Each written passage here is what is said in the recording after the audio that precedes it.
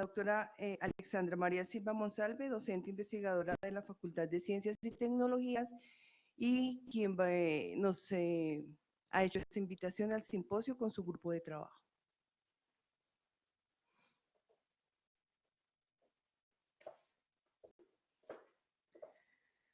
Bueno, muy buenos días para todos. Inicialmente quiero presentar un saludo a nombre de nuestro decano de División de Educación Abierta y a Distancia, Fray Javier Antonio Castellanos, OP, quien les presenta un fraterno saludo deseando que esta jornada sea exitosa y de mucho aprendizaje para todos. De igual manera, nuestro decano de la Facultad de Ciencias y Tecnologías, doctor Camilo Antonio Castaño Martínez, los saluda y les da la bienvenida a todos los participantes que se conectan de manera presencial y los que nos están acompañando de manera virtual desde los diferentes centros de atención universitaria y al igual que académicos que se conectan de diferentes países, como ya lo mencionó nuestra maestra de ceremonias. Nuestro decano de división y nuestro decano de facultad se excusan por su no asistencia para el acto protocolario, pero se encuentran en actividades académicas de auditoría pues, que requieren de su presencia. El Simposio Internacional en Neurociencias Cognitivas es un evento que tiene como propósitos dar a conocer a la comunidad académica de investigadores el impacto creciente de las neurociencias cognitivas para la consolidación de acciones en pro del fortalecimiento de la educación media y de la educación superior. También queremos presentar experiencias significativas en la incorporación de propuestas neurocurriculares en las aulas de clase. Y por otra parte, queremos fortalecer los procesos de enseñanza y aprendizaje orientados al desarrollo de habilidades del pensamiento lógico-matemático. Bueno, esta iniciativa de este simposio surge como parte de las investigaciones que se adelantan por parte de los docentes de la Facultad de Ciencias y Tecnología, al igual que vinculaciones desde la Facultad de Educación, que también hace parte de la Decanatura de División. Y también con la cooperación que se han establecido con instituciones y organizaciones a nivel nacional e internacional en el área de neurociencias. En este sentido, los objetivos de las investigaciones de la Facultad de Ciencias y Tecnología se han orientado en abordar a temáticas desde las disciplinas de la ciencia y la tecnología. No obstante, han llamado la atención aquellas estrategias en el ámbito de la enseñanza y el aprendizaje que nos permiten dinamizar la práctica docente. Como académicos e investigadores, conocemos las problemáticas de nuestros sistemas educativos. A propósito de Bourdieu y Morin, que nos mencionan que no solo el sistema educativo está en crisis, tenemos una crisis epistemológica, también el pensamiento humano padece de esta terrible enfermedad. Entonces nos interrogamos, ¿podrá un pensamiento en crisis pensar en la crisis de la educación en la que este mismo se educó? Para dar respuesta a esta interrogante, desde nuestro quehacer docente, desde nuestro espíritu investigativo, debemos repensarnos el cómo se está abordando los procesos de enseñanza y aprendizaje en cada uno de nuestros sistemas educativos.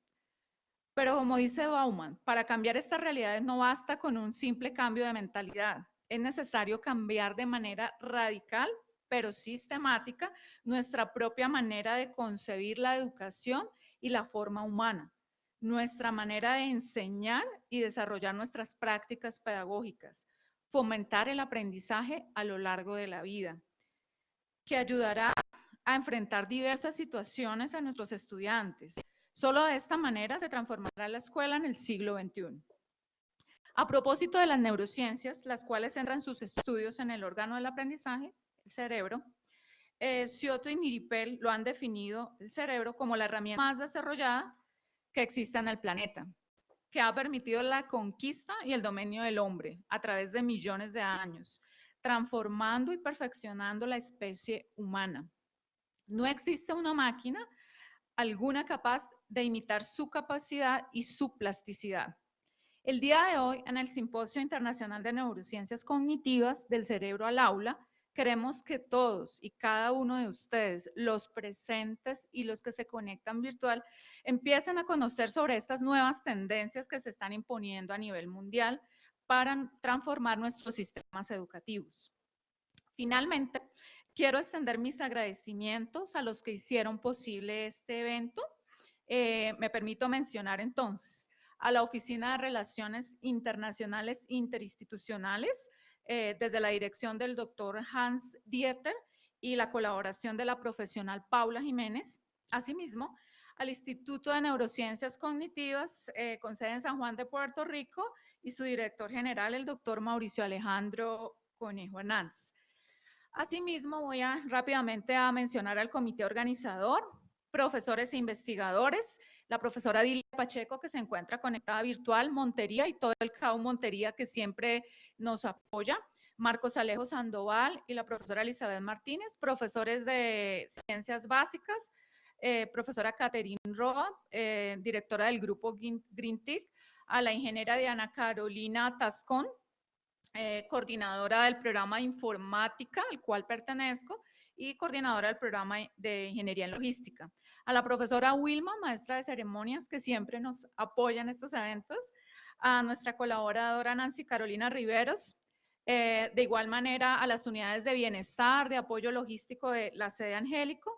Y de igual manera, y muy especialmente, a la red distrital de docentes que atendieron nuestro llamado. Entiendo que se van a ir vinculando en el transcurso del día, van a estar por las jornadas. Entendemos que nuestros profesores no pueden dejar de cumplir su labor docente y algunos en estos momentos están en los colegios, ¿sí? Entonces, de igual manera, pues se deja la grabación. Pido excusas, bueno, si no se mencionó alguno de las personas, igual agradecer a todos los que se encuentran acá, los profesores del doctorado de educación también. Bueno, sin más preámbulos y esperando que sea una jornada exitosa, damos inicio al Simposio Internacional en Neurociencias Cognitivas.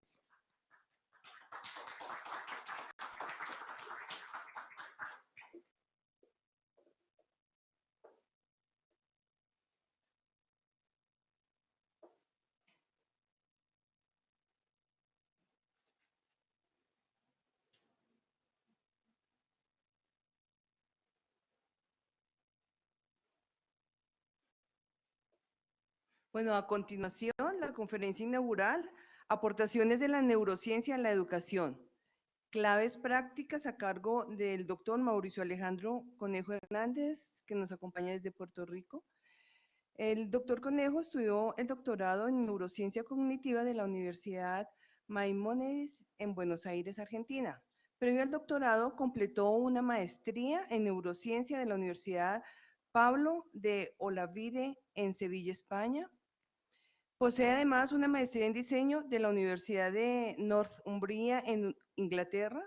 Trabajo en el laboratorio del doctor Tomás Skikorski de la Universidad Central del Caribe y actualmente es director del programa de diseño de EAPD y director ejecutivo del Instituto de Neurociencia Cognitiva. Recibamos al doctor Conejo Hernández con un fuerte aplauso, por favor.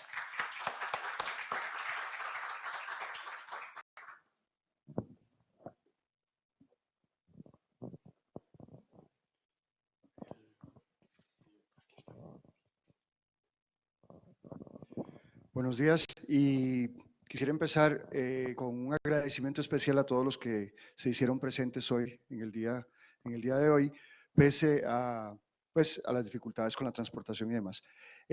Un saludo y un agradecimiento muy, muy especial a la doctora Alexandra Silva por el esfuerzo de realizar este evento y obviamente pues a la Universidad Santo Tomás por la invitación.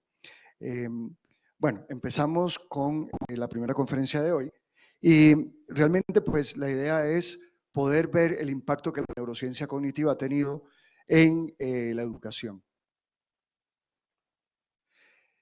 Como ya muy bien dijo Alexandra, el cerebro es realmente el órgano más complejo que hay en el universo. No hay ningún otro órgano más complejo. Y no estoy hablando de que sea el más importante, porque todos los órganos son importantes, pero sí es el más complejo.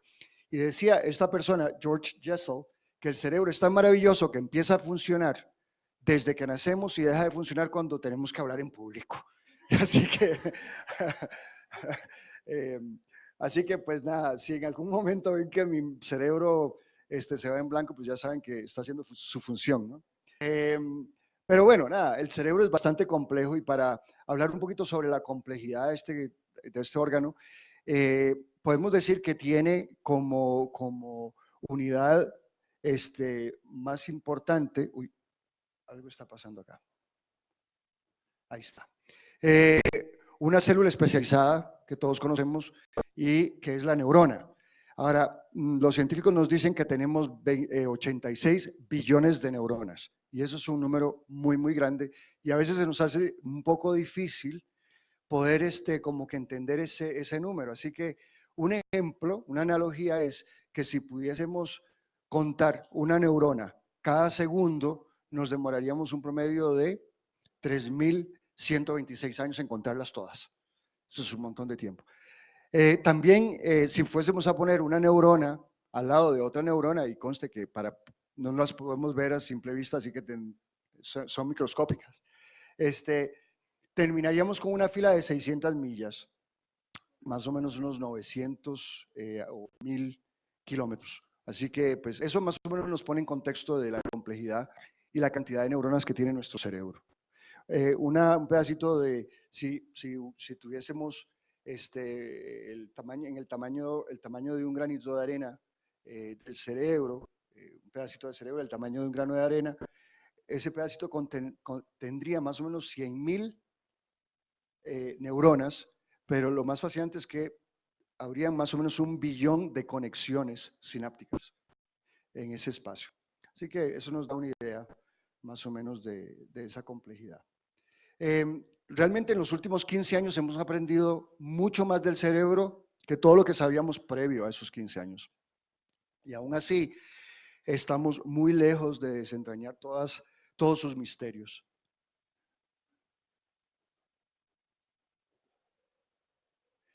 En los últimos 15 años ya hemos establecido, obviamente, que existe la neuroplasticidad, que el cerebro cambia según las experiencias.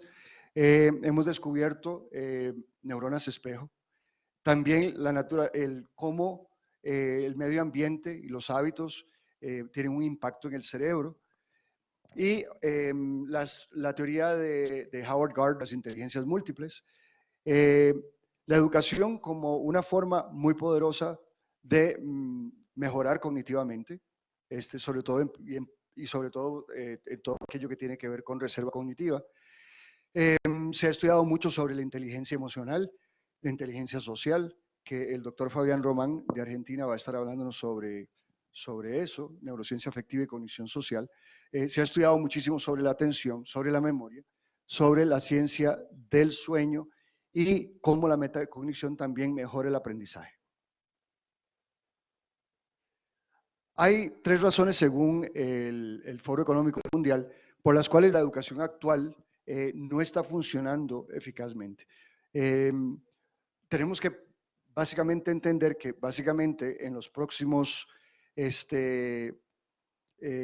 más o menos en toda la vida, una persona va a estar cambiando de trabajo más o menos 5 veces. Y muchas veces no recibe las habilidades necesarias dentro del sistema educativo actual. Y la razón por la cual eso sucede es porque hay un desfase entre la academia y el mundo laboral, como lo vamos a ver en un momento. Hay 3, estas son, según el Foro Económico Mundial, en el 2015, aquellas habilidades cognitivas que eran importantes. Es decir, que eran importantes para tener éxito, ya sea personal o laboral. Y aquí tenemos, bueno, la capacidad de resolver problemas complejos, coordinar con otros, manejar proyectos, pensamiento crítico, negociación, control de calidad, orientación al servicio. Es decir, hay una lista de 10. Entre ellas está también la creatividad, tomar decisiones, el escuchar activamente. Muchas de estas habilidades son facultades cognitivas de nuestro cerebro. En el 2020 cambia un poco la lista y aparece, por ejemplo, la creatividad, aparece el número 3, aparece la inteligencia emocional, y aparece en el número 10 la flexibilidad cognitiva. ¿Ya? Así que es importante mantener eso presente durante la presentación porque vemos que las habilidades cognitivas necesarias para el éxito pues son funciones realmente ejecutivas. Según el Foro Económico Mundial, nos dice que la primera razón por la cual hay ese desfase entre el mundo académico y el mundo laboral es que las instituciones educativas muchas veces no están necesariamente vinculadas con la realidad laboral del sistema. Ese sería como que el número uno, ¿no? El número dos, que no se han atendido a los diferentes tipos de inteligencia. Se han atendido, por ejemplo, las primeras dos, que es la lógico-matemática y la verbal o lingüística, pero las demás realmente no se han atendido. Y eso ha generado también un desfase en la educación. Y como tercero, que la educación debería realmente promover un aprendizaje que, como bien dijo Alexandra, durante toda la vida. Es decir, que la educación no sea solamente o se considere solamente un periodo formativo que va desde que entro a la escuela hasta que me gradúo, sino que continúa durante toda la vida.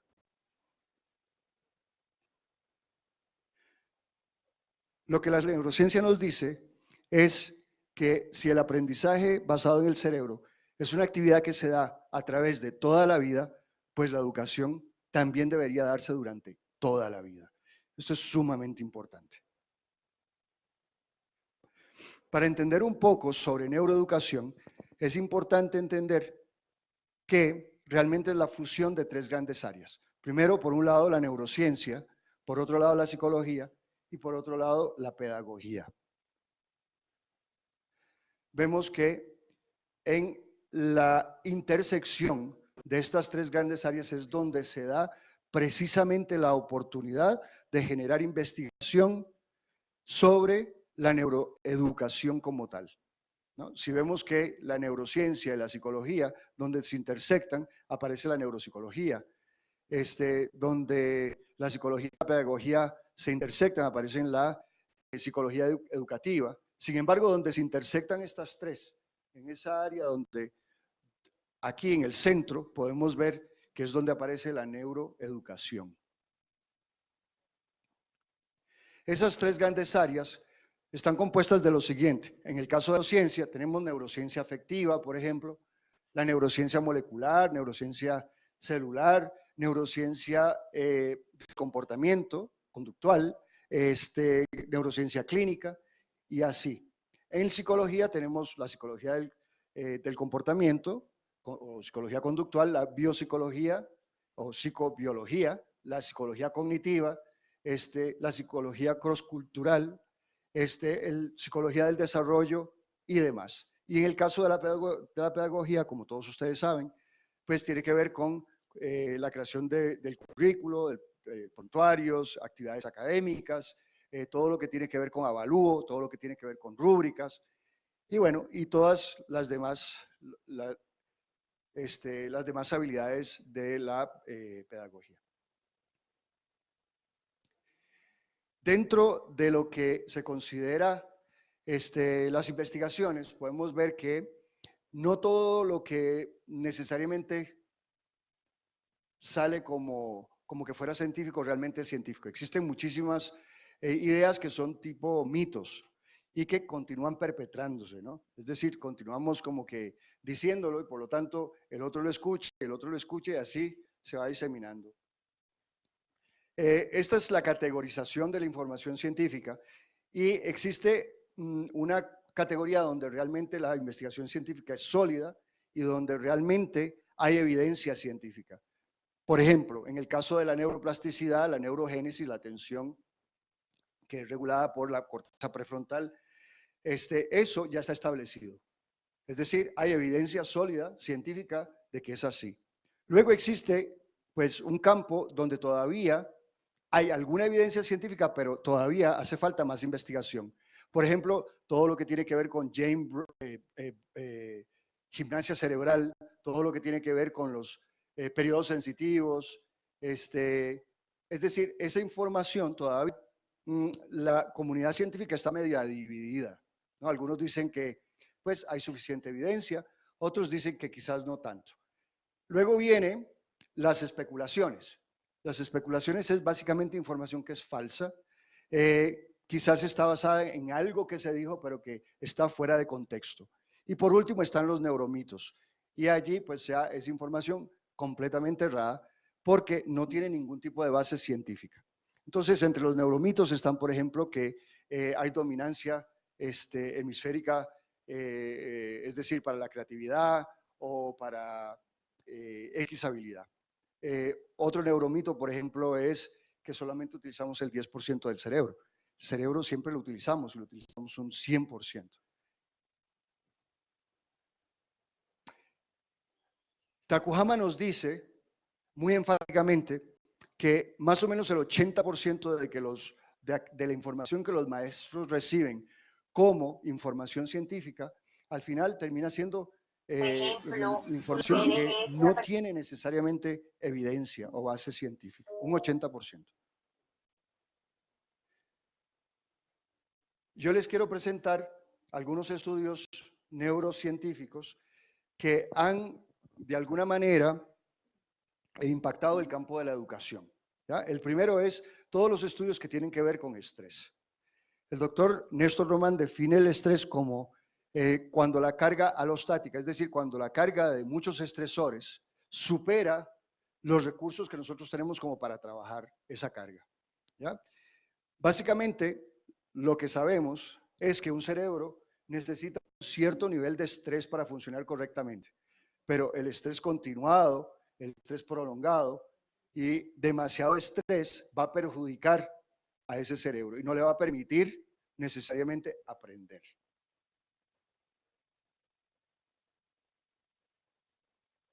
Podríamos definir el estrés, según el doctor Andy Baldwin, como la resistencia a vivir el momento presente.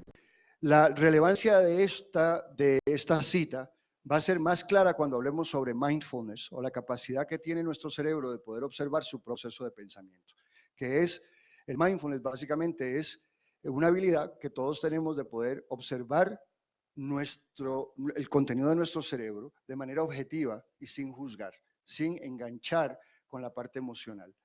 Sin embargo, vemos que constantemente estamos siempre bajo niveles de estrés muy altos, lo cual resulta al final en un aumento de cortisol.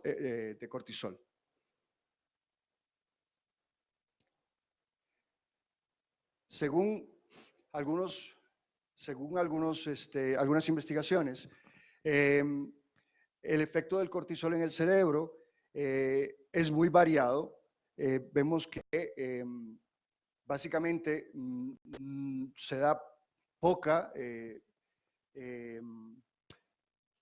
conexión sináptica, es decir, cuando hay demasiado estrés en el cerebro, las conexiones sinápticas son más débiles, no se da neurogénesis. Y aquí podemos ver un estudio sobre el estrés, la adaptación del estrés en el cerebro, según la epigenética. La epigenética es el gran capítulo de la neurociencia que se está escribiendo mientras hablamos. Es básicamente el efecto que tienen los factores medioambientales y nuestros hábitos en el cerebro. Y podemos definir básicamente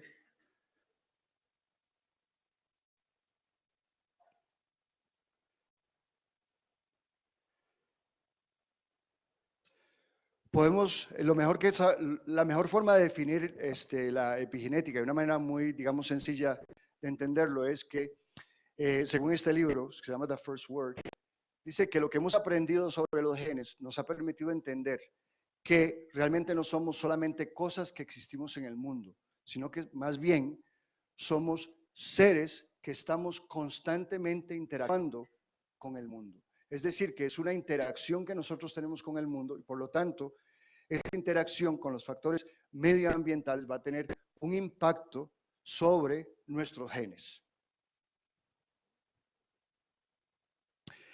En este libro del doctor John Medina que se llama Brain Rules, aparece esta gráfica donde nos indica de una manera muy clara el efecto que tiene el cerebro, el efecto que tiene el estrés en el cerebro y particularmente, bueno, en la cognición.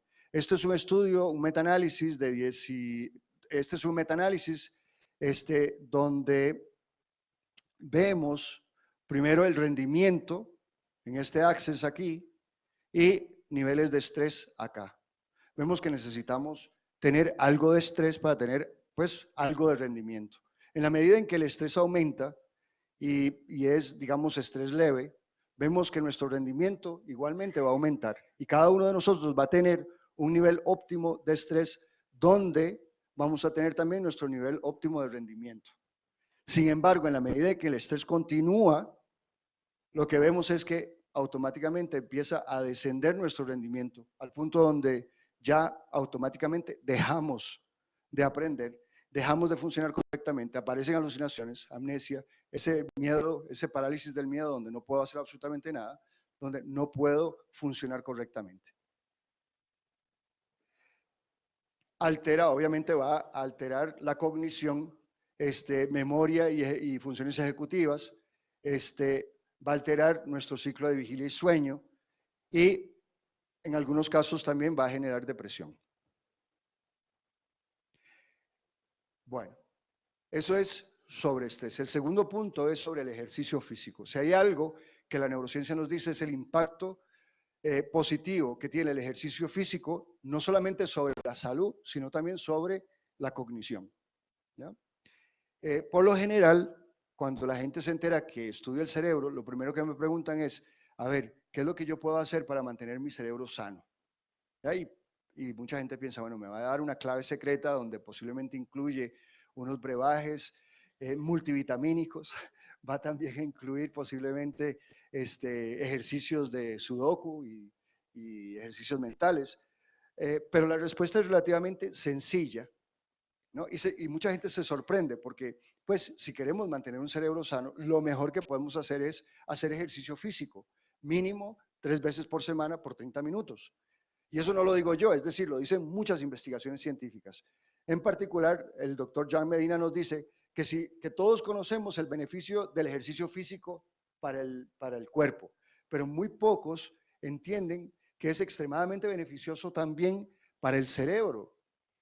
Que, por ejemplo, el ejercicio físico nos ayuda a mejorar la solución de problemas, la planificación y también la atención. Pero lo más sorprendente de esto es lo siguiente. ¿Ya? Y él nos dice, literalmente, hace que el riesgo de contraer alguna enfermedad neurodegenerativa básicamente sea un 50%. Es decir, el efecto que tiene el ejercicio en la cognición es extremadamente alto. Y ya solamente con eso, si básicamente el riesgo se reduce a un 50%, eso es suficiente para que todos nosotros empecemos a pensar sobre la importancia que tiene el ejercicio en el aprendizaje. ¿Ya? Hay una investigación muy sencilla, pero muy elegante que se hizo en Inglaterra, donde lo único que se hizo fue básicamente a tener un grupo control, un grupo experimental. ¿Ya?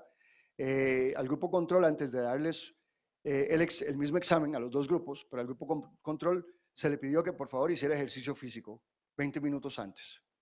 Se les dio el examen y adivinen qué pasó. El rendimiento académico de aquellos que hicieron ejercicio aumentó. Es decir, el puntaje en el examen fue más alto en el grupo que hacía ejercicio físico antes del examen que en aquel grupo que no hizo ejercicio. ¿No? Ese es uno de los ejemplos de cómo estas investigaciones neurocientíficas han impactado la educación. Y obviamente, ¿qué es lo que dice en resumen? Pues que el ejercicio físico es sumamente importante. No solamente para el bienestar físico, es que es importante para nuestro cerebro también, ¿no? En cuanto a eso, iba a mencionar que también hay unas investigaciones, de hecho hay una investigación también muy sencilla, también muy elegante que se hizo también en Inglaterra, donde lo único que hicieron fue ajustar el horario de entrada del colegio con el ciclo cronobiológico de vigilia y sueño de los adolescentes. Todos sabemos que lo tienen desfasado, no está como el nuestro, ¿ya? Pues, ¿qué pasa? Lo único que hicieron los investigadores fue, en vez de empezar las clases a cierta hora, bien temprano de mañana, lo ajustaron y empezaban más tarde. Con solamente eso, literalmente lo que se logró fue aumentar el rendimiento académico de esos muchachos, de esos adolescentes. Nuestro cerebro realmente evolucionó en movimiento. Si vemos nuestra historia evolutiva, realmente nosotros no evolucionamos en espacios cerrados. Es decir, teníamos que estar corriendo, subiendo, saltando, trepando, bajando constantemente. De hecho, en promedio, teníamos que caminar más o menos 12 millas. Estos son como 20 kilómetros. Hoy en día, nosotros llevamos una vida extremadamente sedentaria y si analizamos, por ejemplo, los salones que están generalmente cerrados, no solamente los salones de clases, es que también nuestros espacios de trabajo están cerrados. Vemos que intuitivamente están en contra de realmente como nosotros evolucionamos, que fue que pues realmente evolucionamos allá afuera, ¿no? Y en constante movimiento, ¿no?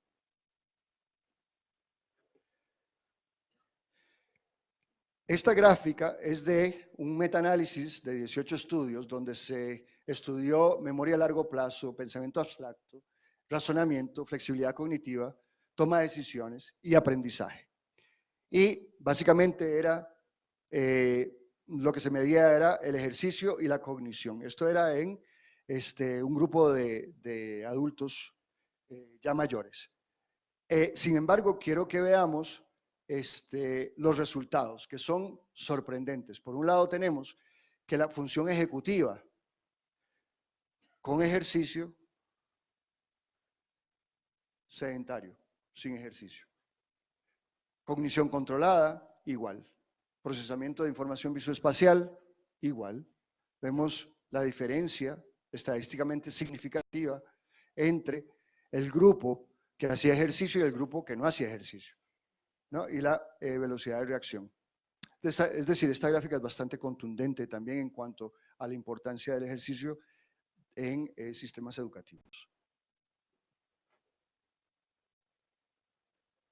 ¿Qué es lo que debemos recordar? Básicamente que tenemos que movernos, tenemos que correr, tenemos que aprender a bailar, tenemos que estar constantemente moviéndonos. Si es que realmente queremos mantener nuestro cerebro sano y si queremos también potenciar la capacidad de nuestro cerebro de aprender.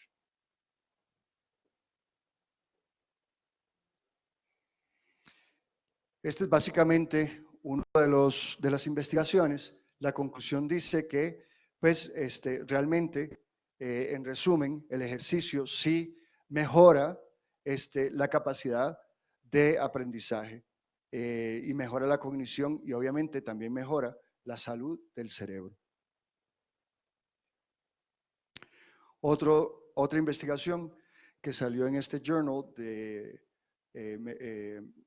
Medicina y Ciencia Deportiva, donde aparece el ejercicio, el efecto del ejercicio en la memoria, el aprendizaje y en los niveles de epinefrina en el hipocampo de las ratas. Recordemos la importancia del hipocampo en los procesos de memoria y aprendizaje.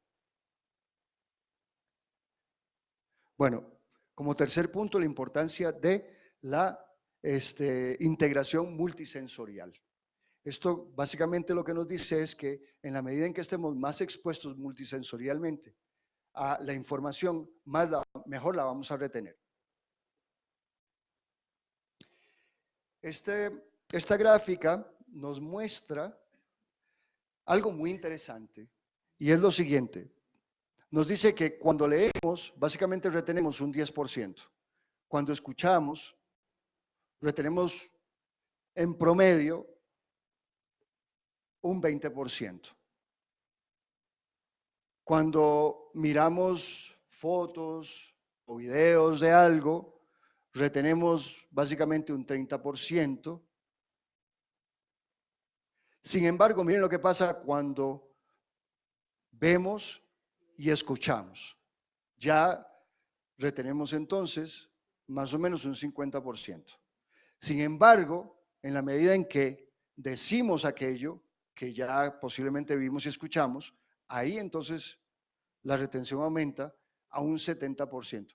Aquí esto envuelve participar en una discusión, hacer lo que yo estoy haciendo aquí, de hablar en público. Es decir, compartir con el otro aquello que hemos aprendido. Y básicamente eso nos garantiza que entonces vamos a retener un promedio del 70%. ¿Ya? Sin embargo, acá el porcentaje aumenta drásticamente cuando tenemos que hacer, además de escuchar, ver, leer, sino también cuando tenemos que movernos, cuando tenemos que actuar, cuando tenemos que hacer algo, pues ahí el retenimiento aumenta a un 90% y esto puede ser ya obras de teatro, puede ser una presentación, puede ser explicárselo al otro, puede hacer el role playing o el cambio de, digamos, o sea, ponerme en el lugar del otro, es decir, interactuar con la información de forma multisensorial.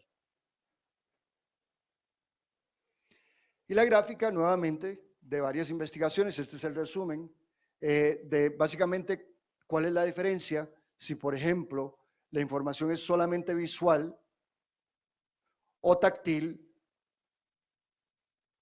y la diferencia cuando la información es entre visual y táctil a la vez. Es decir, vemos aquí solamente información visual. La comparamos con visual y táctil. Táctil, visual. Es decir, la diferencia también es marcada, ¿no? Y esto solamente utilizando básicamente dos sentidos.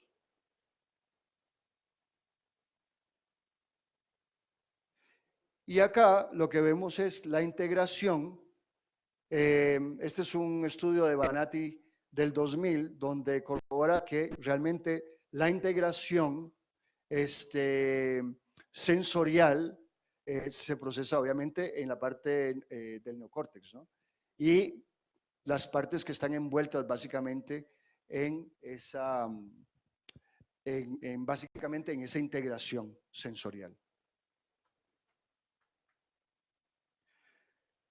El cuarto punto, y este es un punto importante porque pocas veces lo escuchamos, sobre todo en términos de la importancia que tiene en el desarrollo y en el aprendizaje, es la parte de lo que se conoce hoy en día como autocompasión o la compasión, o lo que se podría, y estoy hablando de compasión más o menos en la traducción, digamos, inglesa, anglo, de bondad, bondad amorosa. Es decir, no la compasión como la entendemos en nuestro idioma, que es como que dar pena. De hecho, es otro tipo de, digamos, de definición. Quizás la mejor definición es caridad, lo que normalmente conocemos como caridad. Realmente la traducción que se le ha dado, la mejor traducción es bondad amorosa, es desearle al otro lo que nosotros quisiéramos para nosotros mismos. ¿Y por qué esto es importante? Bueno, porque si nosotros pensamos que lo único que nosotros hacemos es enseñar, pues tenemos que repensar lo que hacemos. Nosotros no solamente enseñamos contenidos, es decir, nosotros los que estamos envueltos en educación debemos motivar. Ese es nuestro principal objetivo, hacer que aquel estudiante realmente se enamore del conocimiento y quiera aprender más sobre el tema que nosotros le estamos mostrando. Ahora bien, ¿por qué este tema es importante? ¿No? Bueno, porque en el fondo realmente lo que nos interesa es ver la salud del estudiante de manera integral, y no solamente como alguien que pasivamente está recibiendo contenidos, que se sienta, recibe, va y después me lo tiene que dar en el examen, sino como un desarrollo integral de todas sus habilidades. El doctor Christopher Germer, quien es pionero en el mundo de la bondad y el amor y la tolerancia, nos dice, de hecho es una terapia de tercera generación, terapia contextual de tercera generación, nos dice que básicamente es responder con ternura y con comprensión. Y esto es importante porque estamos realmente empoderando al estudiante a que genere dentro de sí la capacidad de tolerancia, de empatía, de colaboración, de entendimiento, de comprensión. tanto para sí mismo como para el otro. Y eso, en cierto modo, está muy vinculado con inteligencia emocional y también está muy vinculado con inteligencia interpersonal. Por lo tanto, es importante desde niños que nos ayuden a promover básicamente esto de la bondad amorosa.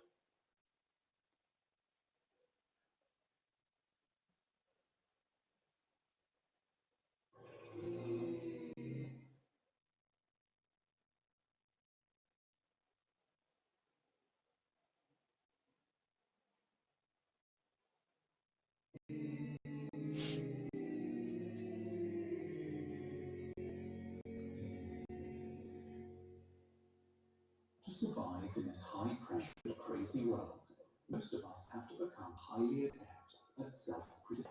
We learn how to tell ourselves off for our failures and for not working hard or smart enough. So good are we at this that we're sometimes in danger of falling prey to an excessive version of self-criticism, what we might call self-flagellation, a rather dangerous state which just ushers in depression and underperformance. We might simply lose the will to get out of bed. For those moments, we need a corrective. We need to carve out time for an emotional state of which many of us are profoundly suspicious: self-compassion. We're suspicious because that sounds horribly close to self-pity, but because depression and self-hatred are serious enemies of a good life, we need to appreciate the role of self-care in a good, ambitious, and fruitful life. To this end, we can perform what we've called a self-compassion exercise, a structured meditation lasting 15 minutes or so. Lying in bed or perhaps a bath, turn over a sequence of thoughts that interrupt and correct the flow of your worst self-accusations. For a time, adopt an entirely kindly perspective on yourselves. The self-compassion exercise goes like this.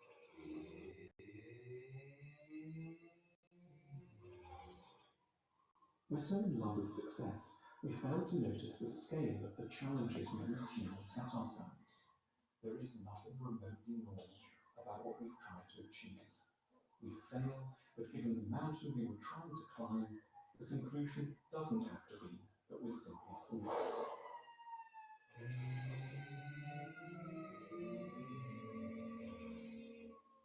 We have tricky family histories, we all do. There were things which happened to us at the hands of others which can help to explain some of our current troubles. We're not entirely sane or well, but none of us are. We weren't well set up to carry out certain tasks. It isn't wholly our fault in the here and now.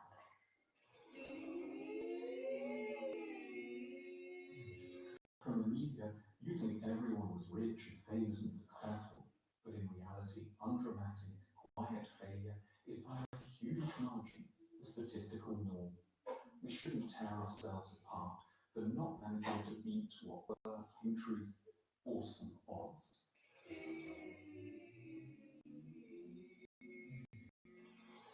Tough, self-critical people don't allow themselves the indulgence of believing in luck. They take responsibility for everything. They think winners make their own luck, but they don't. For the most part, luck is a genuine feature of existence. We're robbing ourselves of fair consolation by believing that we're entirely in control and therefore entirely to blame when we crash.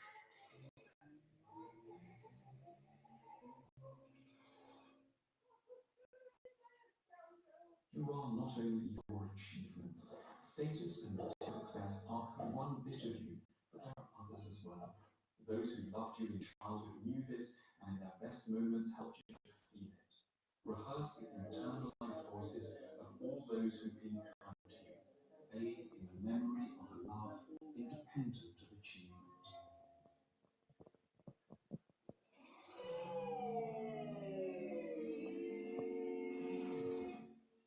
It seems it will never end.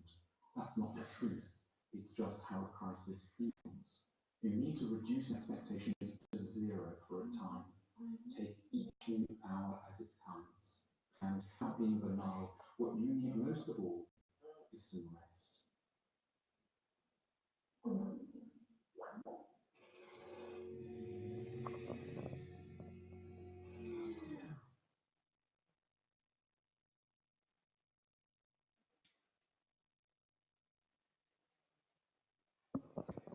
Y es que en el fondo todos tendemos a ser muy autocríticos, ¿no? Nos exigimos demasiado a nosotros mismos, constantemente nos estamos flagelando, nunca somos lo suficientemente buenos. Y lamentablemente, ¿qué está pasando con los estudiantes? Igual están siempre comparándose con el otro tiene más que yo, el otro sabe más que yo.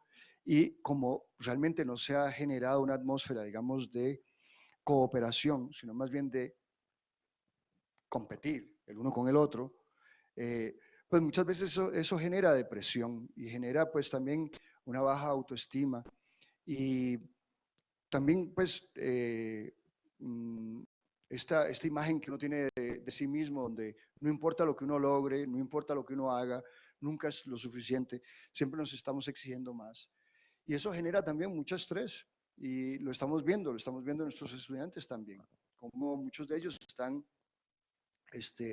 pues demostrando que tienen altos niveles de estrés. Eh, y eso se refleja también en las tasas de suicidio de muchos estudiantes. Por lo menos en Puerto Rico la tasa de suicidio ha ido en aumento constantemente, sobre todo en estos últimos años. Así que debemos prestarle atención a esto. Yo le llamo a esta tendencia de que entre esto de la bondad, de la caridad, de la tolerancia, dentro del sistema educativo como el tsunami que es implacable. Eso nos va a arropar y lo vamos a ver cada vez más y más, sobre todo porque hay muchas más investigaciones científicas que apuntan a que realmente eso nos hace sentir mejor, nos hace mejores personas, ayuda a nuestra salud mental y también nos ayuda en la relación con el otro. El doctor Vicente Simón, médico, psiquiatra, psicobiólogo, catedrático de la Universidad de Valencia, nos pregunta, ¿y por qué necesitamos la bondad? Y es muy sencillo, la necesitamos para sobrevivir. De hecho, el doctor Paul Gilbert, que creó esta terapia que se llama terapia focalizada en la bondad o en la compasión, él dice que evolutivamente realmente nosotros individualmente éramos muy frágiles, somos muy frágiles como para sobrevivir, por lo tanto necesitábamos realmente cooperar el uno con el otro. Sí, poder adaptarnos, eso es importante y eso nos ayudó y posiblemente es una de las bases por las cuales nosotros estamos hoy en día acá y hemos a través de miles de millones de años llegado como especie a donde estamos. Pero no es solamente eso de poder adaptarnos, es también saber colaborar con el otro, es saber trabajar con el otro, es saber proteger al otro, es saber conectar con el otro.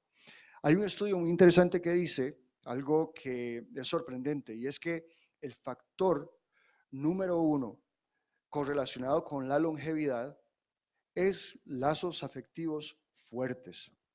Es cierto que, por ejemplo, en esto de la longevidad tiene mucho que ver, por ejemplo, la dieta, el ejercicio, horas de sueño, es decir, hay muchos factores, pero ninguno de ellos realmente tiene el impacto que tiene lazos afectivos significativamente fuertes, ¿ya? Eh, promueve la felicidad. Realmente la bondad promueve la felicidad. ¿Por qué? Porque es muy sencillo. A ver, si el otro es feliz, yo soy feliz.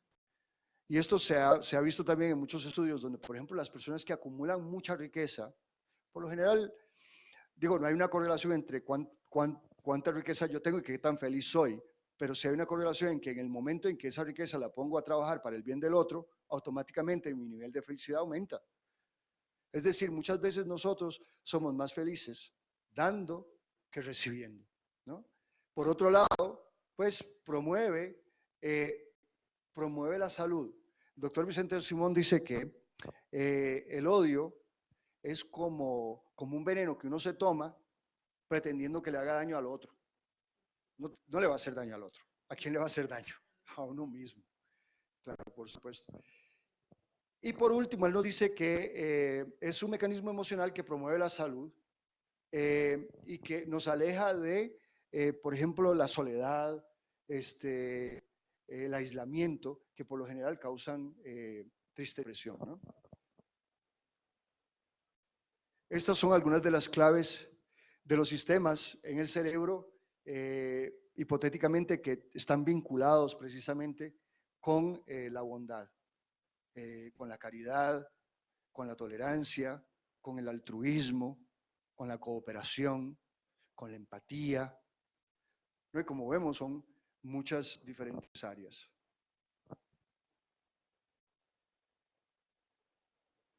Entonces vemos que sí, que hay mucha evidencia científica y cada vez es más la evidencia científica que apoya la importancia de generar espacios no tóxicos, que sean espacios positivos, que sean espacios, digamos, donde el estudiante se sienta protegido, donde se sienta aceptado, donde se sienta valorado, donde el educador también se sienta de la misma manera, donde se genere empatía, donde se genere tolerancia. Aquí vemos solamente algunos de la evidencia científica, ¿no? Generalmente nos sentimos mejor cuando somos atentos con el otro, cuando somos cortés con el otro, cuando ayudamos al otro. Y por último, una de las ramas de la neurociencia que ha impactado enormemente la educación es el mindfulness. Y originalmente hablábamos un poco sobre este tema del mindfulness. Mindfulness es una palabra en inglés que se acepta hoy en día en español y que se puede traducir como atención plena. Atención plena o conciencia plena. Y esto no es algo que ninguno de nosotros no haya experimentado en algún momento. Todos lo hemos experimentado en algún momento. Son aquellos espacios de quietud mental, de tranquilidad, de sosiego, donde básicamente estamos conscientes de que existimos. Es decir, nos situamos en el momento y de manera muy natural conectamos con nosotros mismos y con todo lo que está pasando a nuestro alrededor. El mindfulness, según lo define nuevamente el doctor Vicente Simón, es esta capacidad muy natural que tiene el ser humano de darse cuenta de los contenidos de su mente, de poder observar de manera objetiva cómo surge el proceso de pensamiento. Y el otro componente importante del constructo de mindfulness es sin juzgar. Sin juzgar mi pensamiento o la experiencia que estoy teniendo del momento presente. Entonces, es una práctica que el doctor Ron Siegel, que de hecho el doctor Ron Siegel con Christopher Germer y Paul Fulton de Harvard, escribieron un libro que se llama La meditación y la psicoterapia, y de hecho el doctor Paul Fulton, que colabora con nosotros con el Instituto de Neurociencia Cognitiva, es catedrático de psiquiatría de la Universidad de Harvard, fue prácticamente el responsable de que dentro de la psicología y la psiquiatría se aceptara el mindfulness como una terapia de tercera generación. Por lo tanto, el impacto que está teniendo esto en la educación es sorprendente. Primero porque se define como el estar consciente de la experiencia del presente con aceptación. Una palabra que yo creo que es muy apta sería con ecuanimidad. Es decir, si la cosa va bien, está bien. Y si no va tan bien, pues igual está bien. Ecuanimidad es situarnos simplemente como observador objetivo de lo que está sucediendo. ¿Por qué esto es importante en la educación? Porque si desde pequeños nos ayudan o nos enseñan a cómo observar nuestros pensamientos, básicamente nos están dando la mejor herramienta para poder regular nuestras emociones. A nivel cognitivo, lo que sucede es bastante interesante. El mindfulness hace uso de la atención. ¿Por qué? Porque tenemos que traer nuestra atención al momento presente. Es decir, por ejemplo, ahora mismo, en este preciso instante, caer en sí, sentir nuestro cuerpo. Es decir, existo en este espacio. Estoy aquí. Puedo incluso conectar con este momento a través de la respiración y hacerme consciente de que estoy respirando. Y en ese momento hemos abierto la posibilidad de vivir de manera consciente y plena esta experiencia, sin estar pensando en lo que tengo que hacer mañana, o lo que hice ayer, o lo que me sucedió ayer, y cómo le voy a contestar a la persona que me dijo lo que me dijo ayer, o hace una semana, o hace un mes, ¿no? Sino que nos sitúa en este momento de manera plena y consciente. En ese momento estamos reclutando procesos atencionales de la parte del lóbulo frontal, de la corteza prefrontal del cerebro, particularmente del área dorsolateral del cerebro, que es esta parte de acá. Y esa parte está ejerciendo una regulación muy particular en el sistema límbico y en la amígdala. Lo que se ha encontrado en estudios de neuroimágenes es que con la práctica del mindfulness, lo que sucede es que hay una, digamos, amplia, hay una actividad, una mayor actividad en la parte prefrontal del cerebro, que es lo que nos define como especie. Realmente en la parte prefrontal del cerebro es donde se procesan todas las funciones ejecutivas: planificación, memoria, lenguaje, toma de decisiones, flexibilidad cognitiva, control inhibitorio. Entonces estamos reclutando procesos atencionales que se están procesando en la parte prefrontal, es decir, estamos realmente ejercitando esa parte, que va a ejercer un efecto regulador en la parte, digamos, más emocional del cerebro, que es el sistema límbico y la amígdala. Por lo tanto, lo que se ha comprobado es que entonces va a haber una reducción neuroanatómica de la amígdala, es decir, ya no vamos a ser tan reaccionarios. Ya quizás con la práctica del mindfulness, en vez de reaccionar de manera instintiva, paramos un momento, observamos y decimos, bueno, realmente esto no me ha llevado a ningún lado. Quizás aquí lo que toca hacer es cambiar mi comportamiento, mi manera de enfrentarme a esta situación. Como vemos, cada vez más hay evidencia científica de que esto del mindfulness funciona. Y no es algo nuevo porque está en básicamente muchas tradiciones religiosas y en muchas filosofías. O sea, no es algo que nosotros no necesariamente hayamos escuchado, es decir, quizás la palabra sea nueva, pero todos hemos escuchado que la interiorización, que la meditación, que la contemplación tiene un efecto positivo en la salud física y en la salud mental. La diferencia es que hoy en día el mindfulness está contextualizado dentro de la ciencia y la academia. Y hay grandes neurocientíficos que están haciendo investigaciones muy interesantes sobre el tema. Prueba de ello es que cada vez más el número de publicaciones ha ido en aumento, como lo demuestra la gráfica, ¿ya? Por ejemplo, en el 84 o en el 82 casi no habían publicaciones científicas sobre el efecto del mindfulness en el cerebro. Ya para el 2013 vemos que hay sobre 550 publicaciones científicas sobre el tema. Básicamente, el modelo neurocognitivo del mindfulness es el siguiente. Primero, cuando la mente está distraída, no estamos pensando en nada, estamos idos, estamos identificados, es decir, nuestro cuerpo está aquí, pero nuestra mente está en otro lado, como suele suceder, porque fluctúa, realmente nosotros fluctuamos, de momento estamos en otro lado, pensando otra cosa, en el futuro, proyectándonos, y de momento caemos en sí y volvemos acá, y estamos en ese ir y venir. Cuando nuestra mente está distraída, básicamente está en lo que se conoce como el Default Mode Network. Es una red de defectos, es decir, y es generalmente autorreferencial. Estoy pensando en lo que me pasa a mí, estoy pensando en lo que me duele a mí, estoy pensando en todo aquello que tiene que ver conmigo. Básicamente estoy fantaseando en ese Default Mode Network. Y como vemos, cuando eso sucede, pues hay muchas áreas del cerebro que están básicamente activas, como la corteza prefrontal media, el precunio, la corteza temporal lateral y el giro cingulado posterior. Y la corteza parietal posterior inferior. Una vez que me percato, es decir, una vez que ya me doy cuenta que estoy distraído, que ando en otro lado, que no estoy realmente presente, en ese momento hay una reorganización de la función cerebral. Automáticamente se genera una reorganización de la función general y lo que vemos es que hay una activación en el giro cingulado anterior y en la ínsula anterior.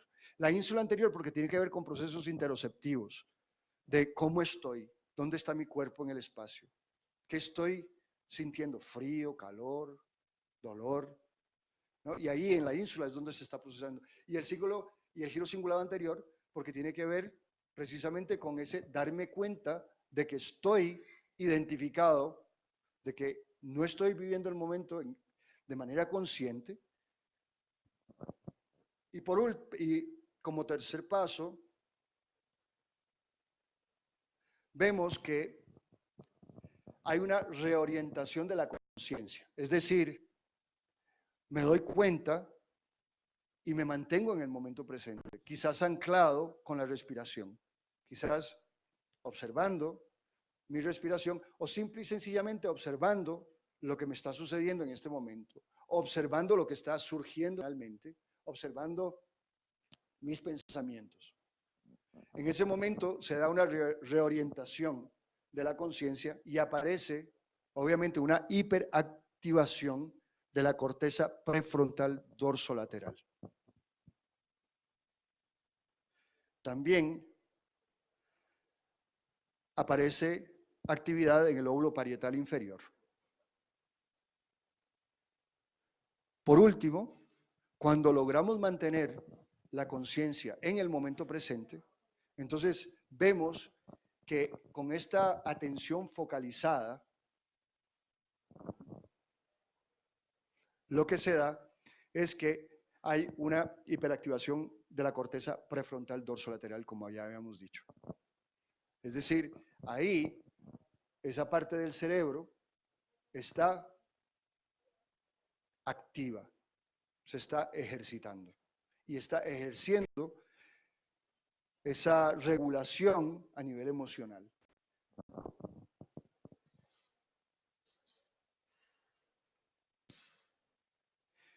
Claro, esto no funciona si lo hago solamente una vez. Es decir, esto es como el ejercicio. Si yo voy al gimnasio una sola vez y después dejo de ir, ¿qué hice? Nada, ¿no? Si hago una práctica de mindfulness una vez y después no la hago nuevamente, ¿qué hice? Nada, no tiene ningún efecto, no tiene ningún, no ha tenido absolutamente ningún impacto.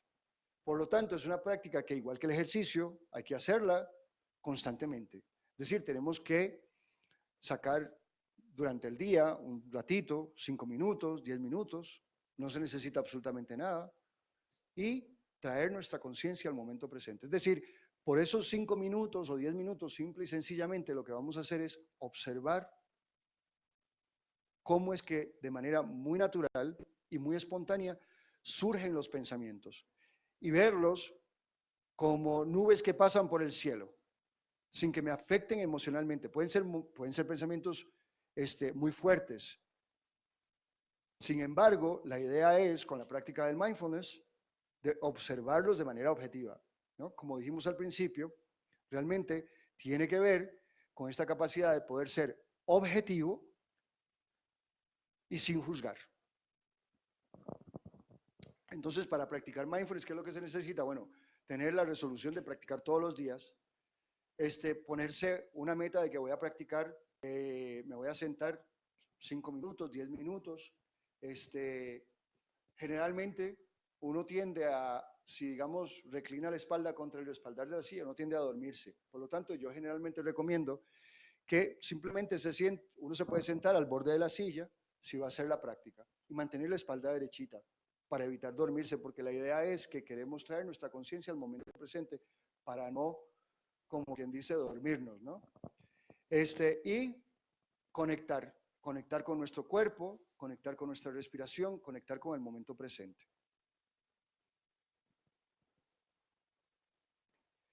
Hay varias aplicaciones que se pueden utilizar, pero lo más importante de la práctica del mindfulness es lo siguiente: que nos ayuda con el pensamiento, nos ayuda con el sentimiento, con las emociones, nos ayuda con la conducta y finalmente nos ayuda a ser, a existir, a estar. Eso es lo más importante.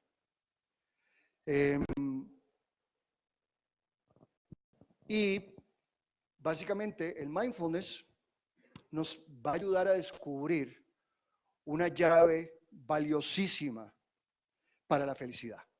Y es que en el fondo, si somos maestros, lo que nos interesa es que estos muchachos sean felices, más allá de que aprendan, porque eventualmente el cerebro aprende porque aprende sí o sí, ¿ya? Pero más allá de eso, es que sean felices, ¿ya?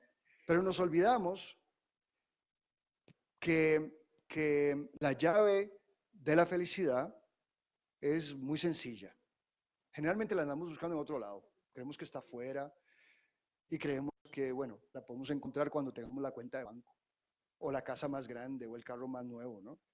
Y no nos percatamos que la verdadera llave de la felicidad es vivir agradecidos. Y hay ejercicios muy sencillos que podemos hacer con nuestros estudiantes. Si son pequeñitos, les podemos pedir que en la libreta anoten 3 cosas por las cuales están agradecidos. Es cierto que tenemos muchas cosas que quizás queremos, pero bueno, eso no nos deja ser felices porque entonces enfocados en aquello que no tenemos. Vamos a enfocarnos en aquello que sí tenemos. Vamos a enfocarnos y en agradecer aquello que sí tenemos. Y eso va a generar automáticamente, ¿qué creen? Mayores niveles de felicidad. ¿Por qué? Porque vamos a estar entonces disfrutando de aquello que sí tenemos. Es lo que se llama, a ver si me sale, es el non-toothache, es el no dolor de muela. Cuando tenemos el dolor de muela nos damos cuenta de la muela y estamos como que, sí, ay, qué tan feliz sería si no tuviese ese dolor de muela. Pero cuando no lo tenemos, ni siquiera apreciamos que no tenemos ese dolor, ¿no? Es volver a poder realmente darnos cuenta de que en nosotros realmente reside esa clave para ser más felices. Y esto es importante porque entonces nos vamos a centrar, como dije anteriormente, en aquello que ya tenemos. Y bueno, ¿por qué lo menciono? Porque no podemos ser agradecidos ni tampoco podríamos desarrollar esta capacidad de bondad, amor y ternura hacia los demás si no desarrollamos esta capacidad de poder observarnos a nosotros mismos. Es decir, el mindfulness y la bondad amorosa están íntimamente conectados y por lo tanto nos permiten entonces habitar esos espacios de felicidad. Y los dejo entonces con este videito.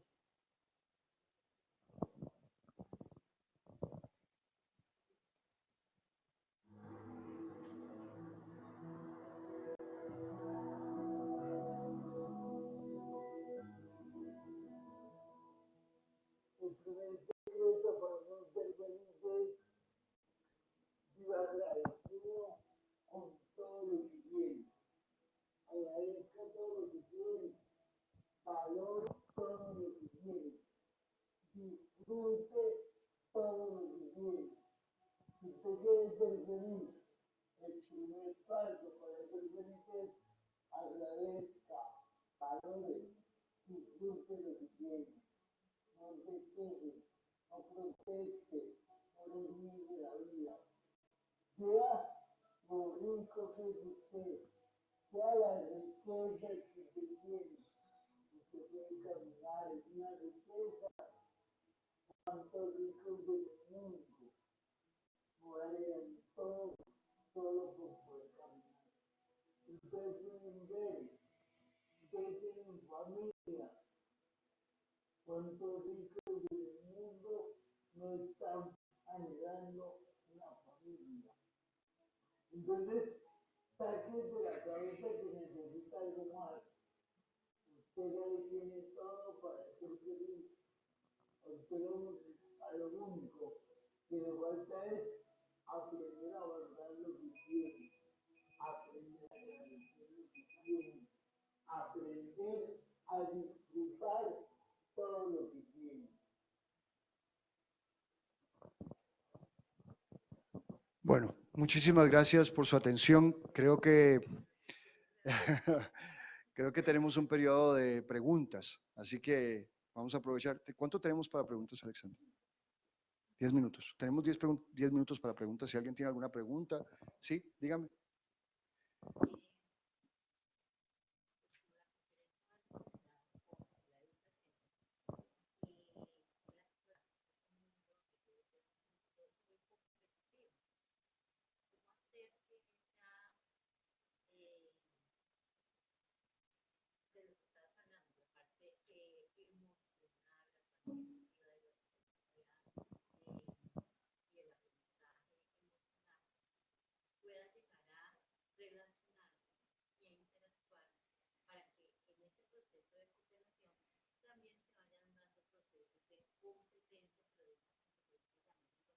Sí.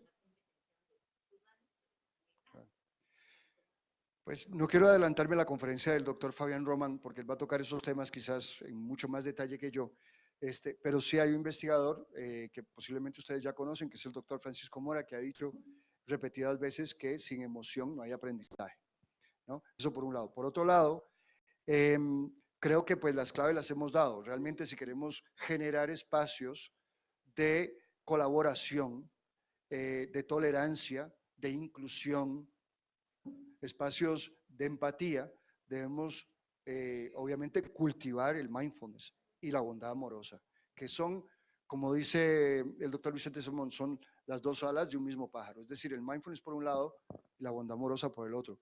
Y esto ha tenido un impacto sorprendente en el sistema educativo de muchos países. O sea, quizás para nosotros es algo relativamente nuevo aquí en Colombia o en Latinoamérica, pero es algo que se ha estado fomentando y se ha estado estudiando ya por varios años en diferentes países. La profesora Maritza Arrieta de Puerto Rico nos va a mostrar algunos casos donde ella ha podido de manera muy exitosa desarrollar un currículo donde ella ha incorporado elementos de mindfulness dentro de su escuela. Así que ya durante el día vamos a poder ver ya de una manera más práctica cómo esto se puede lograr. Y sí, estoy de acuerdo que, por ejemplo, muchas veces el sistema educativo pues promueve la competencia y no necesariamente es una competencia sana.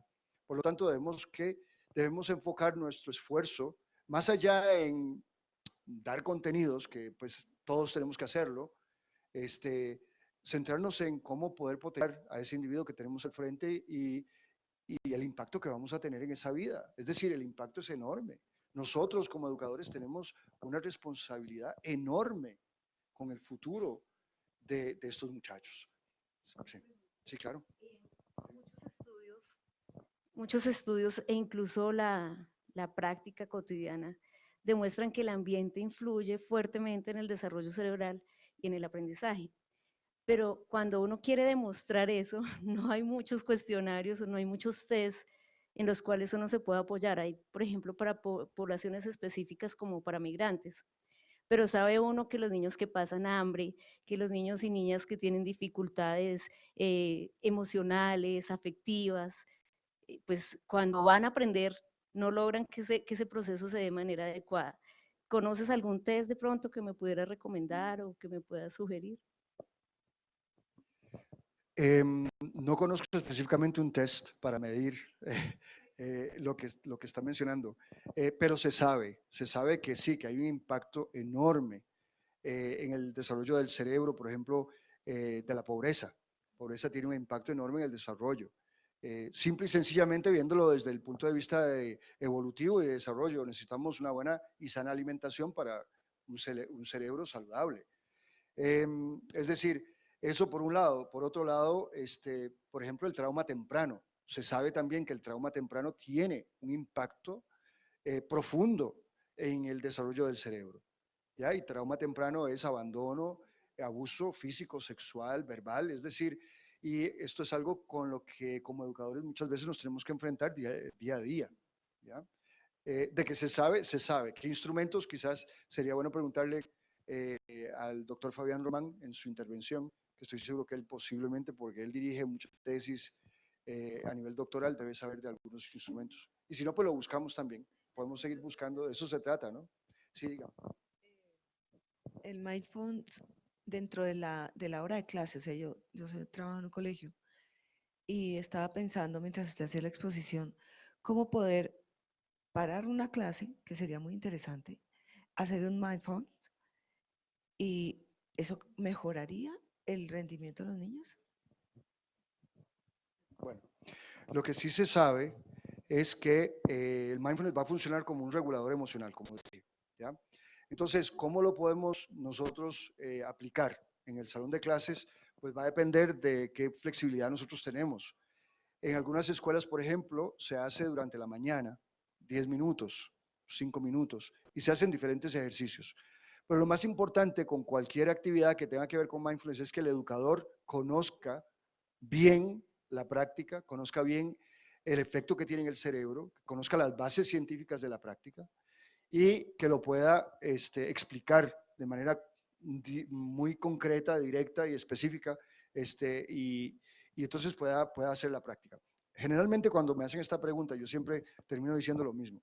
Esto, generalmente, queremos que el mindfulness funcione con nuestros estudiantes, cuando en realidad tenemos que verlo que esto es como un trípode. Tiene que ser estudiante, docente, familia, ¿no? Es decir, si un padre que tenga tendencias digamos, a rasgos de mindfulness, que viva una vida más plena, digamos, de una vida de contemplación, que tenga esos rasgos al menos durante el día a día, el niño lo va a imitar. Igual lo otro, ¿no? Y así con el maestro. Entonces, cualquier programa que tiene que ver con mindfulness tiene que también, de alguna manera, dirigirse al maestro y a la familia. De otra manera, pues si nos enfocamos en solamente el estudiante, no va a funcionar. Y sobre todo el maestro se beneficia muchísimo porque, no sé en Colombia, pero por lo menos en Puerto Rico, el burnout de los maestros es altísimo. Burnout es el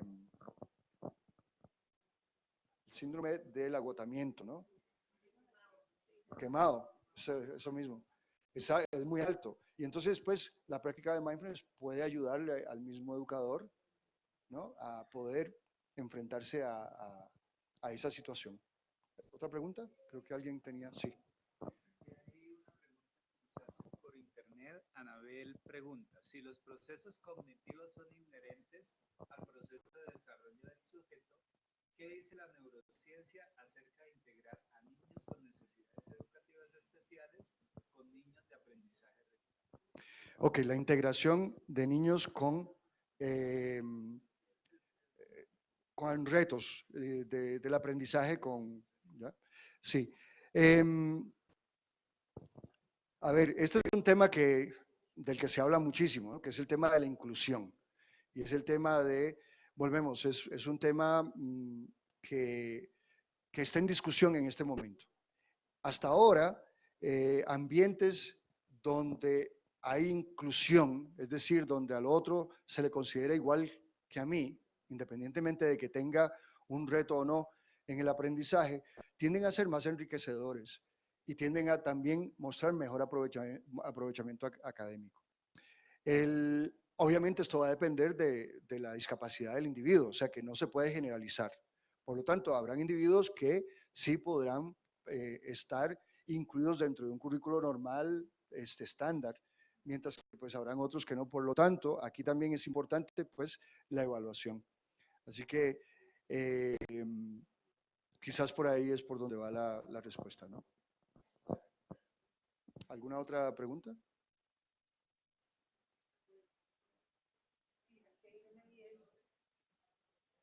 Esta pregunta hace referencia a cómo estos aportes que usted nos ha manifestado el día de hoy funcionan con educación a distancia. Muy buena pregunta. El componente afectivo de la educación a distancia pues es muy difícil de emular, obviamente, ¿no? Tiende a ser muchas veces algo impersonal, pero eso no quiere decir que no podamos generar comunidades también dentro de las mismas redes virtuales. Y para eso están los foros, los chats, las videoconferencias, es decir, y aunque el contacto físico no se puede sustituir con nada, por lo menos podemos remediar un poco esa situación. Por otro lado, la educación a distancia particularmente se ha ido desarrollando más a nivel de universidad y no a nivel secundario ni a nivel de primaria. Y no creo que, por lo menos hasta ahora, no he visto ningún proyecto que apunte hacia esa dirección. Sí, a nivel de formación universitaria, sí. Pero también he visto que muchas universidades enfatizan la necesidad de que aunque los estudiantes estén matriculados virtualmente, también en algunos momentos tengan la oportunidad de conocerse, de compartir experiencias, porque pues esta es la otra parte, la otra dimensión, ¿no? de la educación, es otra dimensión, esa dimensión afectiva, social, ¿no? de interacción. Yo creo que realmente la solución a eso es que pues debe ser un sistema híbrido, ¿no? Donde hay parte a distancia y parte presencial, como muchas universidades lo están haciendo. Sí. Como a nivel personal también, a mí me llama mucho la atención las neurociencias y pues desde el punto de vista educativo, pues uno lo ve un poquito como más lejano, pues digamos para aprenderlo, su merced tiene formación inicial en, pues es médico inicialmente o uno puede hacer una especialización en neurociencia como la suya sin ser médico necesariamente. La neurociencia tiene esta característica y es que es interdisciplinaria. Mucho neurocientífico, de hecho, mi formación básica es en humanidades, arte y diseño. Sin embargo, eso no me impidió, pues también por interés, ¿no? Incursionar en la neurociencia. Cuando al principio toqué la puerta del Instituto de Neurobiología, donde trabajaba el doctor Mark Miller dirigiendo ese instituto, eso fue que cuando le dije, quizás esto le parezca una idea muy descabellada, que a un artista humanista le pueda interesar la neurociencia, él me dijo, no, en lo absoluto. De hecho, mucho neurocientífico que ha hecho grandes aportaciones viene de la informática, o viene de la filosofía de la mente, o viene de la psicología. Bueno, la psicología quizás sí está un poco más relacionada, pero no necesariamente de la biología o la medicina o de la neurociencia pura. Es decir, hoy en día yo creo que es un poco más abierto, ¿no? La educación es un poco más abierta y también el espacio es mucho más abierto. También hay, por ejemplo, la posibilidad de hacer algún tipo de especialización en neuroeducación, donde se estudia el cerebro y a la misma vez se estudia el cerebro en relación a procesos de aprendizaje. Así que yo creo que va a depender realmente del interés de cada uno. Si realmente esto es lo que le interesa, eventualmente podrá acceder a algún programa de formación. Lo importante es que ya de por sí el educador se interesa en estudiar el cerebro. Leslie A. Hart, en 1983, escribió un libro muy interesante que se llama Cerebro Humano, Aprendizaje Humano. Y en ese libro, él dice, y lo voy a resumir mucho, pero él dice que pedirle a un educador que haga, por ejemplo, un programa curricular, o prepare una clase sin conocer el cerebro, es como pedirle a un diseñador de modas que diseñe un guante sin haber jamás visto una mano. Eso es básicamente lo que Leslie Hart dice en este libro, ya desde el 83. Es decir, ya apuntaba a la necesidad de que el educador aprendiera más sobre el cerebro. ¿No? Una cosita más, doctor. Pues es que digamos que hay mucho que maneja el sistema límbico. Entiendo yo que cada vez más se han hecho investigaciones sobre la importancia del sistema límbico con la educación, con la formación y el aprendizaje en sí, ¿no? Eh, y también igual cantidad de investigaciones y cada vez más sobre el tema de la depresión a nivel mundial. Digamos que a través del mindfulness se puede de alguna manera empezar a trabajar la depresión de una manera como tan rápida como quizá lo harían los químicos que formulan o suelen formular en los casos depresivos. Muy buena la pregunta, porque el mindfulness se ha comprobado que funciona no solamente para la depresión, sino también para la ansiedad y para muchos otros trastornos. Por ejemplo, se ha utilizado para el dolor crónico, la fibromyalgia, se ha utilizado para dolor crónico de espalda y sobre todo para el estrés. Es decir, cuando Jon Kabat-Zinn, que es el pionero del mindfulness, digamos en este contexto académico, científico, crea un protocolo de práctica mindfulness para beneficio de la salud. Él lo crea y le llama MBSR, Mindfulness Based Stress Reduction, reducción del estrés basado en el mindfulness. O sea que sí vamos a ver que va a tener un impacto, ¿no? Lo que se ha comprobado bien, sobre todo con la depresión, es que cuando una persona después de un episodio depresivo practica mindfulness o entra en este protocolo de mindfulness, reduce la probabilidad de recaída drásticamente. Incluso también se ha demostrado que En cuanto al manejo de dolor, puede ser incluso tan efectivo como la morfina. O sea que por ahí anda la cosa. Otra pregunta que nos hacen los que están conectados por la web. De acuerdo a la teoría de la modificabilidad cognitiva, ¿es el mindfulness una herramienta o estrategia?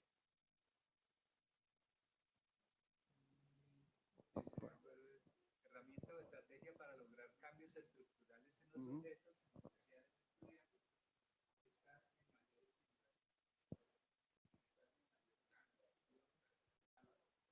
Sí, correcto. Bueno, a ver, la respuesta es sí, la práctica del mindfulness genera cambios neuroanatómicos estructurales en el cerebro, en diferentes áreas del cerebro, particularmente, como dijimos, en la parte prefrontal, parte dorsolateral de la corteza prefrontal del cerebro, donde va a haber una hiperactivación con la práctica del mindfulness. Y también, como dijimos, va a haber una reducción neuroanatómica en la amígdala.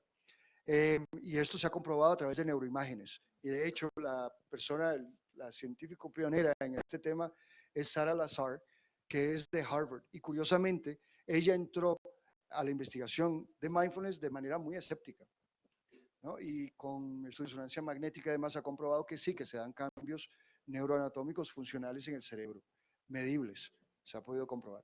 Quiere decir esto que sí, que se puede utilizar, por eso el auge como terapia de tercera generación también, por eso el auge para utilizarlo en ambientes, digamos, de psicoterapia. Así que definitivamente hay esos cambios, se dan esos cambios. Igual vemos que el aprovechamiento académico va a aumentar cuando el estudiante pues, se enfrenta a la información de manera multisensorial, como dijimos. O cuando, por ejemplo, el estudiante duerme bien, como el ejemplo, ¿no? O cuando el estudiante se alimenta correctamente, exacto. O cuando tiene un clima emocional positivo, cuando se siente protegido, animado, ¿no? Así que yo espero que con las claves, con los estudios que les mostré, eso les genere interés de profundizar un poco más sobre este tema, ¿no? Creo que hay una más. Del clima emocional positivo, ¿cómo hacer que en las instituciones educativas y en especial en las instituciones educativas públicas se generen esos contextos de ese clima emocional positivo? Aquí voy a repetir lo que generalmente dice mi buen amigo y colega, el doctor Fabián Román, y es que debemos empezar con nosotros mismos. O sea, no podemos esperar un cambio del día de hoy para mañana en los sistemas educativos. Tenemos que empezar con, obviamente tiene que haber una masa crítica, pero esa masa crítica no se da hasta que se empieza con uno, con una persona, y esa persona puedo ser yo, siendo el cambio en mi escuela, siendo el ejemplo en mi escuela. Y a esa persona se le une otra persona y otra persona y otra persona hasta que se genera una masa crítica donde ya el cambio es inevitable. Pero no podemos esperar que esto se genere desde la política pública, ¿no? La política pública se genera cuando hay suficientes personas generando presión para que se dé. Si no se da, no va a haber cambio. Y eso es algo que, por ejemplo, el doctor Fabián Román repite muchísimo en sus conferencias porque es sumamente importante. Por lo tanto, la respuesta es que debe empezar ¿cómo? Con nosotros mismos, individualmente. Muchísimo, ajá. No sé. Quisiera agregar algo sobre lo que estábamos hablando en este momento y ahí juega lo de la compasión amorosa. Hay dos cosas en las que uno se puede apoyar en cada colegio y es desde lo afectivo, en la relación con el otro, y esa compasión amorosa también habla de la alteridad, del ponerse uno en los zapatos del otro independientemente del rol en el que uno se desempeñe. O sea, si yo escucho a un estudiante, me pongo en sus zapatos y entiendo un poco más su sentir, su pensamiento, etcétera. Y por otro lado, una herramienta fundamental que hemos desaprovechado son los derechos. Entonces, trabajar desde el respeto por el otro. Hay cosas que como adultos no las abordamos de una manera agresiva o fea, pero hacia niños o los jóvenes nos sentimos superiores y pensamos, olvidamos un poco el respeto a veces. Entonces, cuando nosotros llegamos con respeto, logramos como un mayor contacto, un mayor convenio. Gracias por la aportación. Muchísimas gracias a usted, doctor Conejo. Un fuerte aplauso por esta conferencia muy importante para todos.